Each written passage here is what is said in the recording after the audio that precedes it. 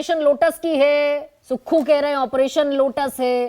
तो operation lotus अगर है तो गोवा, कर्नाटका, अरुणाचल और मध्य प्रदेश, इसके बाद भी अगर हिमाचल में बीजेपी ऑपरेशन लोटस कर पा रही है तो किसकी जिम्मेदारी?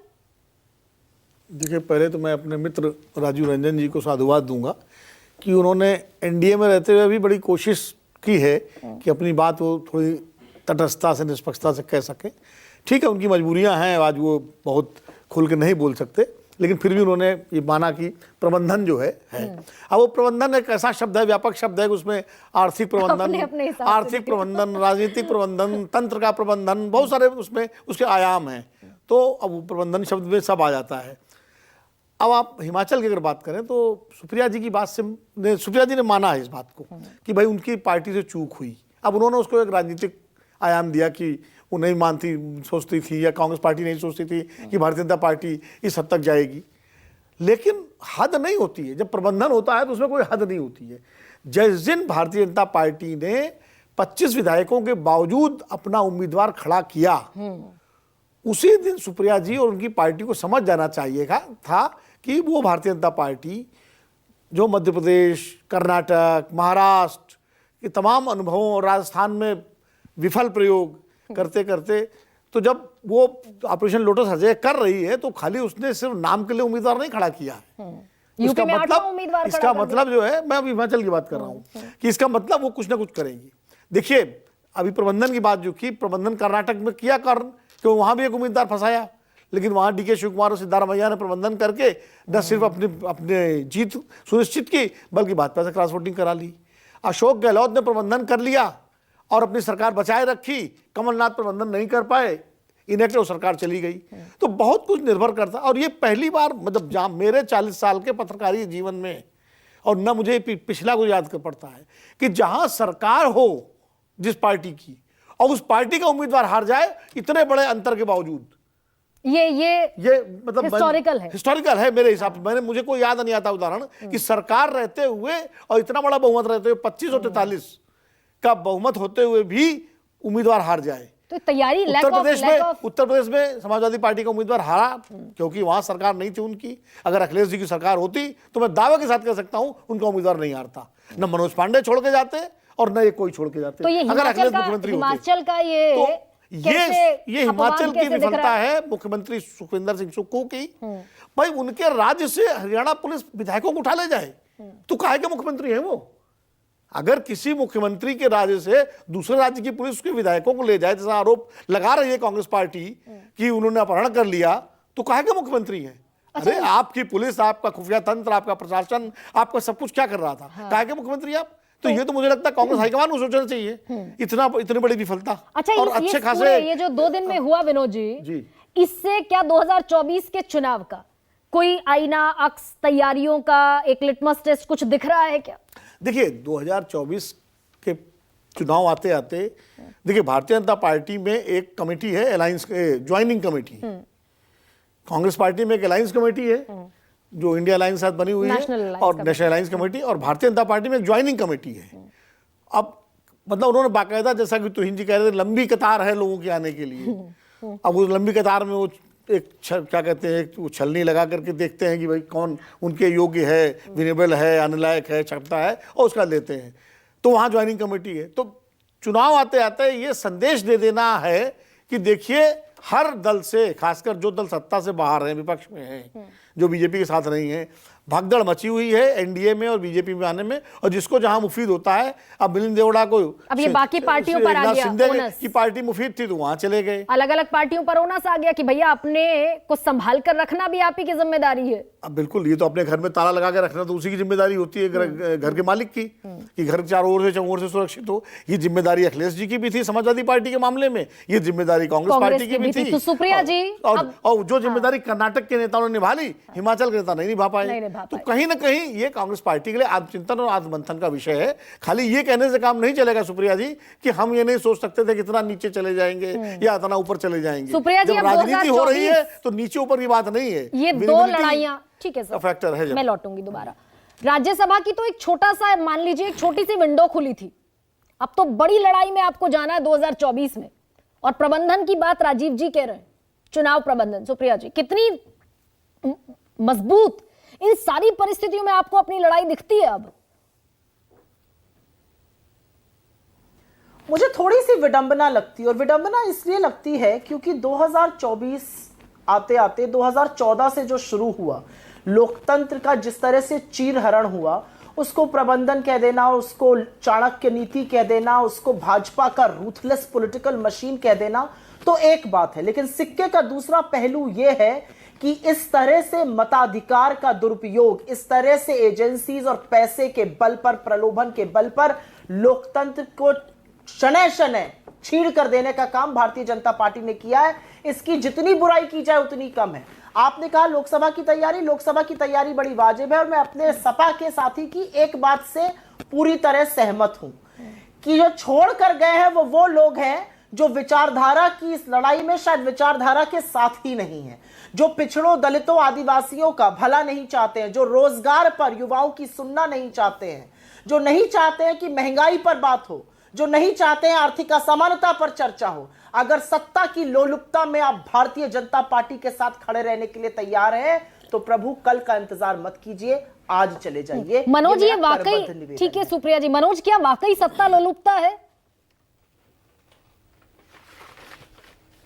और अगर सत्ता लोलुपता है तो 2024 का ये जो नरेटिव है आप भी बिल्डअप नहीं कर पा रहे हैं। फिर जोड़ देती हूं इसी में सवाल, अगर 2024 में जीत का परसेप्शन आप बिल्डअप कर पा रहे होते तो शायद ये भगदड़ कम होती। नहीं, आपने जो बात कही कि हम बिल्डअप नहीं कर पा रहे हैं, परसेप्शन, अवधारणा तो बहुत बेहतरीन माननीय अखिलेश यादव जी ने विकसित करा है। उन्होंने तो वही अवधारणा विकसित करा है जिसकी बाबा साहब बात करते थे, जिसकी जगदेव बाबू बात करते थे, जिसकी डॉक्टर लोहिया करते थे, जिसके बीपी मंडल करते थे। वही तो वो कह रहे हैं कि भाई 40 की 40 संस्तुति कब लागू करेंगे। हमारे विश्वविद्यालयों में, हमारे इंस्टीट्यूशन में, हमारे न्यायपालिका में जो 90% तबका है उसकी हिस्सेदारी हुए बगैर उनके साथ न्याय कैसे होगा, ये कैसे सुनिश्चित होगा। तो अवधारणा तो एकदम सही है, लेकिन जो सामंती लोग और जो ये लोग हैं जो इन 90% लोगों का सदियों से शोषण किए हैं, अब वो जान रहे हैं कि अरे यार ये तो अखिलेश यादव जी, मनोज आप अपने साथ सामंती लोग लेकर चल रहे थे ना। हाँ, अब सुनिए तो सारे सामंती लोग लेकर चल रहे थे आप, कम से कम ये 7-8 जो निकले। गरिमा, क्या बात, गरिमा जी, निदा फाजली की वो बात है कि हर आदमी में होते हैं 10-20 आदमी जिसको भी देखना बहुत ध्यान से, गौर से देखना। तो अब सबके हृदय में तो हम नहीं बैठे हैं, हमने कई बार देखना जो बात वही है। लेकिन दूसरी जो रामधारी सिंह दिनकर की बात है कि वसुधा का नेता कौन हुआ, भूखंड विजेता कौन हुआ, नवधर्म प्रणेता कौन हुआ, जिसने न कभी आराम किया, विघ्नों में रह के काम किया। तो आज उत्तर प्रदेश के जनमानस में घर घर और एक एक घर में एक एक लोगों के पीड़ाओं और दुश्वारियों के हम साथी हैं अखिलेश यादव और उनके कार्यकर्ता। और आपको बता रहे हैं और आश्वस्त कर रहे हैं यकीनन कि भारतीय जनता पार्टी चूंकि दुनिया भर में जितना स्टालिन से लेकर के हिटलर, तानाशाह जब ज्यादा भयाक्रांत हो और डरे, तब जानिए कि वो हार रहा है। और नरेंद्र मोदी जी और उनकी सरकार हार रही है, इसीलिए भयाक्रांत है। वो सब कूड़ा करकट लेकर के एक ऐसा पहाड़ बनाना चाहते हैं जो इस लोकतंत्र के उत्सव में जल जाएगा, ध्वस्त हो जाएगा। तो हिंद दो तरह की जीत होती है, एक नंबर गेम की जीत है, एक परसेप्शन की जीत है, और एक इमेज बिल्डिंग की भी जीत है। तो क्या ये सारी चीजें चंडीगढ़ में हमने देखा मेयर चुनाव में, और हिमाचल प्रदेश का बड़ा वाजिब सवाल है कि 25 विधायकों के बावजूद अगर एक कैंडिडेट खड़ा हो गया हिमाचल प्रदेश में, उत्तर प्रदेश में जो नंबर स्ट्रेंथ आपके पास थी उसके बावजूद आपने अंतिम क्षण पर 8वां कैंडिडेट खड़ा कर दिया, यानी कि नीयत डगमगाई कहीं ना कहीं। और ये परसेप्शन की लड़ाई बीजेपी हार रही है क्या? देखिए, जहां तक हिमाचल, नहीं, हम हर लड़ाई जीत रहे हैं। देखिए, जहां तक हिमाचल का सवाल है, गांधी परिवार को पता था कि वहां सुखदेव सुक्खू जी के विरुद्ध एक बहुत ही लोगों में, एमएलएस में निराशा है। मैं गांधी परिवार से पूछना चाहता हूं कि प्रियंका गांधी का हॉलिडे होम है शिमला में, सोनिया गांधी ने वहां से क्यों नहीं लड़ा? सोनिया गांधी को पता था कि वहां कितनी निराशा है वहां के एमएलएज में, विधायकों में, सुखदेव सिंह सुक्खू जी के विरुद्ध, और आज वो निराशा जो है सामने आ चुकी। तो आप मुझे मत दोष दीजिए, हमें मत दोष दीजिए। देखिए, मैं आपको एक छोटा सा डेटा बताना चाहता हूं। 1951 से 1967 के बीच लगभग 542 एमएलएज ने पाला बदला था, अपनी पार्टियां बदली थी। उस वक्त क्या हम सरकार में थे? हमेशा से एक तबका रहा है राजनीति में जो कि रूलिंग पार्टी के साथ जाना चाहता है, क्योंकि रूलिंग पार्टी में अपॉर्चुनिटीज रहा है। ठीक है राजीव रंजन, जब ये बताया जाए कि बीजेपी जो कर रही है वो अनडेमोक्रेटिक है, या इस तरह का जब परसेप्शन विपक्ष की तरफ से आता है, तो बीजेपी हमेशा ये कांग्रेस के पाप गिनाती है। Is this the right practice? भाई, कांग्रेस ने जो किया उसको सजा मिल गई, 10 साल से, सबसे लंबे वक्त से सत्ता से बाहर है। ये कितना जायज कंपैरिजन है? जब भी कुछ पूछिए, कांग्रेस ने ये किया, कांग्रेस ने ये किया। नहीं, कांग्रेस ने अपने 50 वर्षों के स्वर्ण काल में जो किया वो एक अलग बात है। कांग्रेस और बाकी दल आज भी वही कर रहे हैं। वो उसमें भारी प्रबंधन भारतीय जनता पार्टी का जरूर दिख रहा है, लेकिन ये कर्नाटक का मसला हो या उत्तर प्रदेश का मसला हो, कोशिशें इनकी ओर से वही हुई। बिहार में भी इन्होंने पहले कोशिशें की, पलटवार जबरदस्त हुआ। इसीलिए ये कुछ भी बदला नहीं है। अब कुछ भी बदला नहीं है। आपने कहा परसेप्शन की लड़ाई, मुझे ऐसा लगता है ये सच है। परसेप्शन का जहां तक सवाल है, ये जिस समय हम लोग इंडिया में थे उस समय भी आपके पैनल में एक्सपर्ट्स ने कहा था हम नैरेटिव नहीं तय कर पा रहे हैं। हम अपनी बातें, बेरोजगारी, महंगाई, बार बार हम ये बातें, भ्रष्टाचार की बात करते हैं, लेकिन जनता नरेंद्र मोदी की बात का यकीन करती है। तो फिर मुझे लगता है कहीं ना कहीं हम अपनी बातें बेहतर तरीके से पहुंचा पा रहे हैं। नहीं, ठीक है, पहुंचा पा रहे हैं राजीव जी। अब विरोध जी, चुनाव प्रबंधन का अगर मसला है और मैं इंडिया और एनडीए की बात करूं, किसका प्रबंधन बेहतर दिख रहा है 24 में? देखिए, प्रबंधन तो जिसके हाथ में सत्ता के तंत्र होते हैं और सत्ता के सूत्र होते हैं, साधन संसाधन उसी के पास होते हैं, और उसी का प्रबंधन बेहतर होता है। खास करके मतलब अब एक अपवाद छोड़ दीजिए 2014, मनमोहन सिंह जी जिस तरह के प्रधानमंत्री थे, नरम स्वभाव वाले, तो वो एक अलग स्थिति। अदरवाइज हमेशा सत्ता का अब जनता किस प्रबंधन को स्वीकार करती है, ये महत्वपूर्ण है। एक बात में जरूर, मैं सुप्रिया जी की एक बात से बहुत सहमत हूँ। उन्होंने कहा कि जो कमजोर लोग हैं, जो सरकार से लड़ नहीं सकते, वो कल जाते हो तो आज चले जाएं, और ठीक बात है। दरअसल कांग्रेस पार्टी छोड़ के अधिकतम, और मैं तो कहता हूं 100% वही लोग गए हैं जिनको इस पार्टी ने बहुत कुछ दिया।